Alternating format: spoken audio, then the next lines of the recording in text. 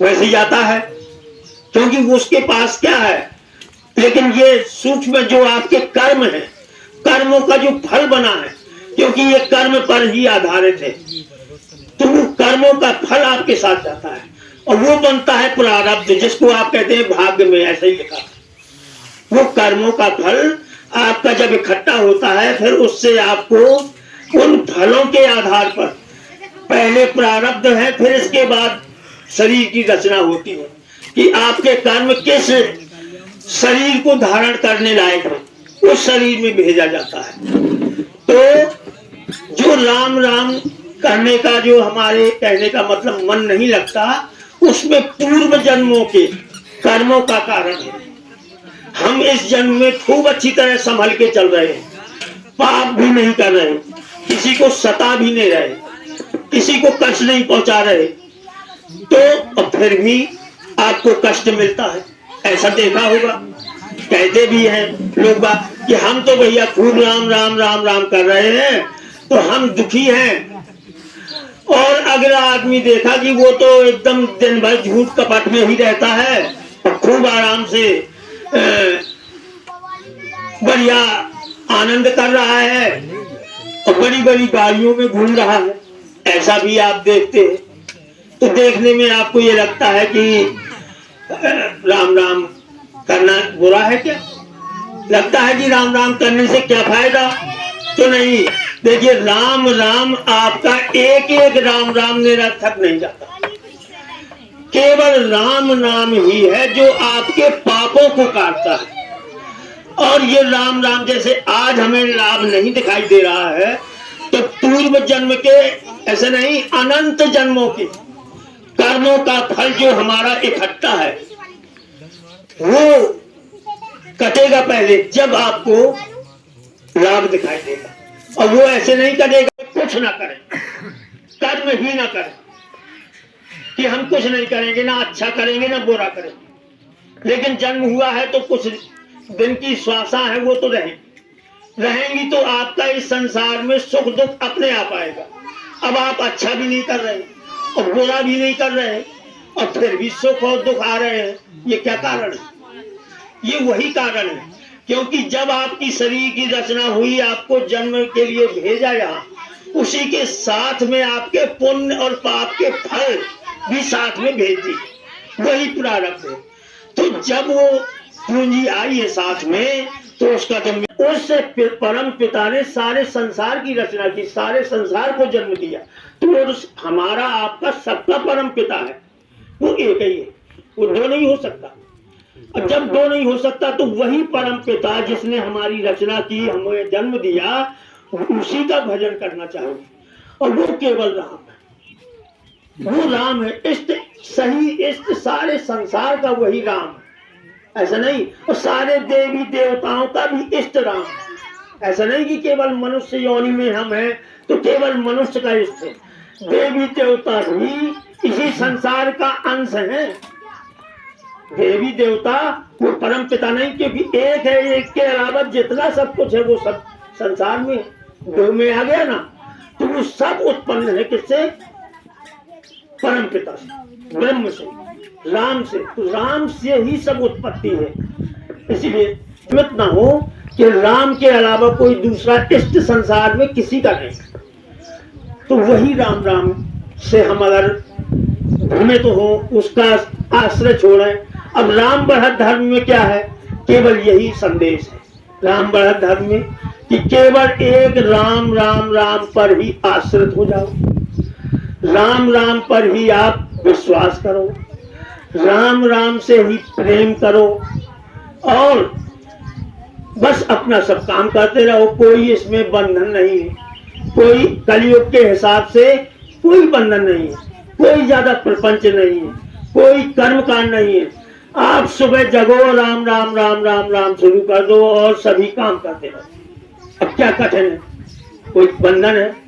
राम राम करना है। माताएं बहनें हैं, झाड़ू लगा रही हैं, राम राम राम राम काम भी हो रहा है, अलग से समय तो नहीं निकालना पड़ा, राम राम राम राम दोनों काम हो रहे हैं।